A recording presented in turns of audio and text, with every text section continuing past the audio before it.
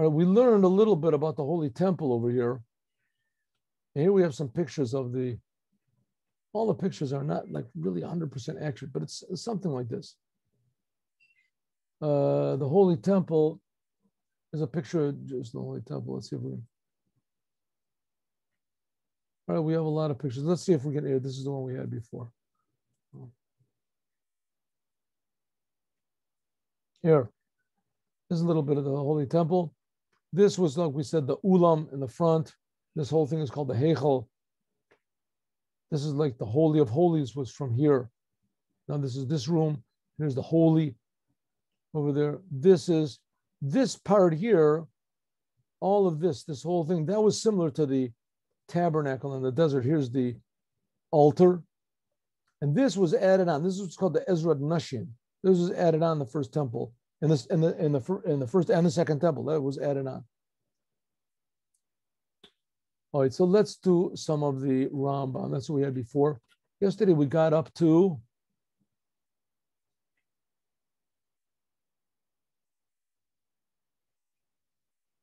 okay, these are the following utensils which are required for the holy house, for the Beit HaMikdash.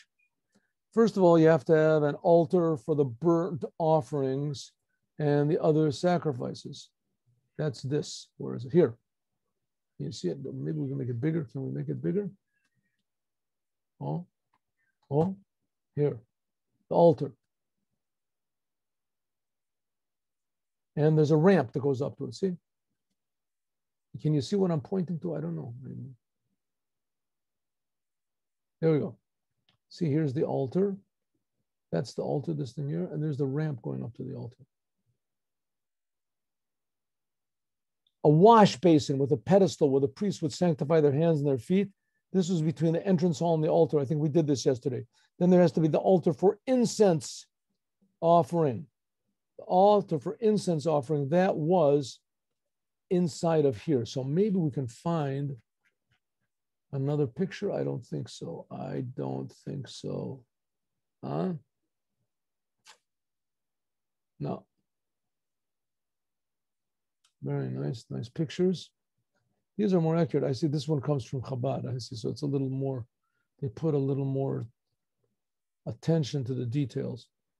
Inside of here, there was I think we've seen this picture a lot of times before. Okay, so you're pretty sure you know where that is, what we're talking about. All right, there was a menorah to the south, to the left of one entered.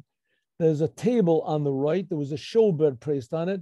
All of them close to the Holy of Holies. The incense altar was positioned between these two, but on the outside. So let's see, maybe we can find a better picture over here. Maybe a mistake. Okay. Shalom, Stephen. How are you?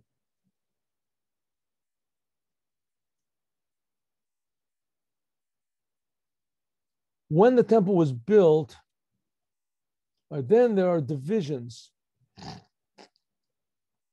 All right, so I think you know this. You've seen these pictures before, right?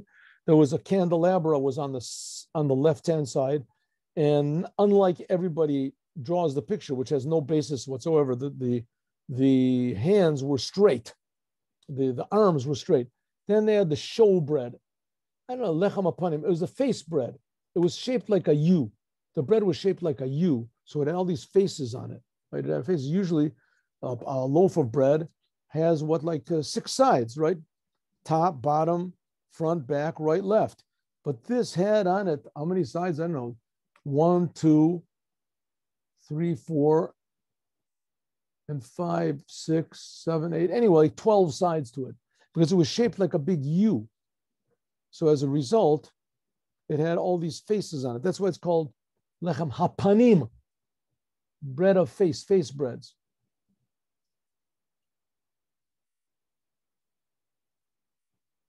Also, there were other things that were this is called the chambers. There were also chambers that were built. Okay, we'll talk about those chambers as we go on. When you build a temple and the courtyard, you have to use big stones. If you can't stones, you can use bricks, you can make them. But you cannot split the stones used for building the temple on the Temple Mount. You have to split the stones. This is talking about not the The altar cannot be used stone, anything, metal at all. You must split and chisel the stones for making making the holy temple. You have to do that far from the mountain and then bring them in. Like it says, you should bring great costly stones into the foundation, etc. of the house. Nor hammer, nor axe, or any other tool of iron was heard in the house of God when it was being built. Number 9, you cannot build the holy temple with any wood protruding, only stone, bricks, or cement. You can't make any wooden chambers. Everything had to make from stones and brick. Okay, on the floor, there were these costly stones. I think I made a mistake and I erased this thing. I shouldn't have done it, but I did it. So let's see. Maybe I can. Here.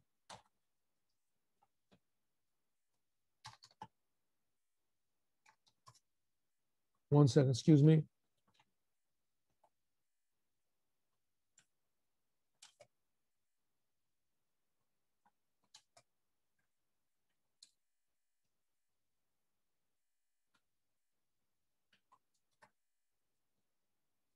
Oh, there we go.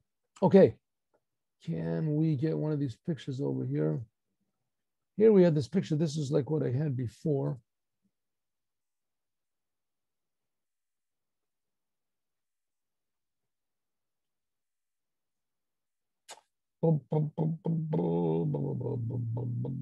Okay. Here we have, you got to get a picture from above. That's what I'm looking for. All right, anyway, here, let's take this picture here. On the floor of this whole business, the floor was used, it says costly stones were put here. Were put on the floor of the whole courtyard. Stones which were uprooted.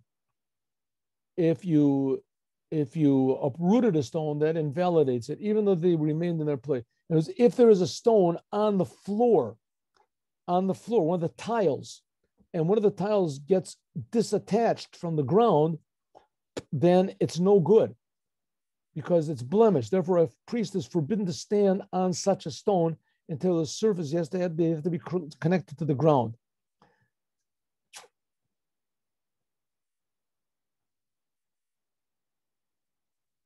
Okay.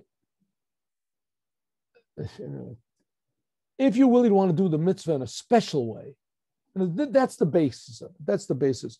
You have these stones and you put them on the ground, nice stones on the ground. But if you want to do extra special, so what do?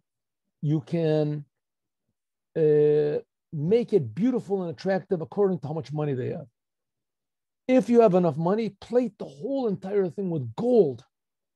You can magnify with all of its aspects. Of course, there are certain things that they can't be gold. The altars can't be with gold. I mean, there's specifications. But for instance, the candelabra, it can be made of tin if you want to, if you don't have money, but it's better if it's made of gold. That's the best thing. We'll learn those laws. You cannot build a temple in nighttime. Don't build a temple in the nighttime. Like it says, in the day that the sanctuary is, B'yom Hakim at the Mishkan, in the day the Beit HaMikdash was established. B'yom Hakim at the Mishkan. You can make it in the daytime, only in the night.